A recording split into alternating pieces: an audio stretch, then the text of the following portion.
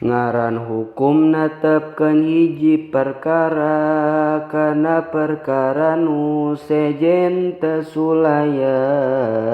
tawa ngeuweuhkeun perkara ti nu sejen saperti ngeuweuhkeun apes ti Pangeran jeung conto netepkeun wajib kana salat nyabut weunang tina pagawean salat atawa netepkeun asin kana uyah atawa ngeuweuhkeun amis tina uyah. Ari hukum sadayana aya 3 hukum syara akal adat nu katilu hukum anu 3 syara pangkuatna tuluy akal adat anu panghengkerna mun pagadrug hukum syara jeung akalna wajib hukum syara dibenerkeunana contoh khawarik lil adat nu haramna tapi mungguh akal mah mungkin ayana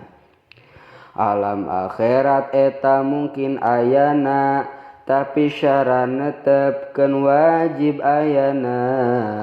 kitu deui iman Islam oge mungkin tapi syara ngawajibkeun mah sing yakin mun pagadrug hukum akal jeung adatna wajib hukum akal dibenerkeunana tutung ku seuneu mungguh hukum adatna tutung ku Allah mungguh hukum akalna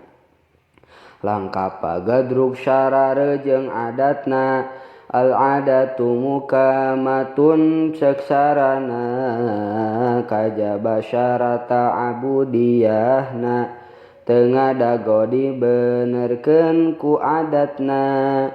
conto nu pagadrug syara jeung adat dina nenggor jumroh nu 3 sing tepat conto nu pagadrug syara jeung adat dina nenggor jumroh nu 3 sing tepat.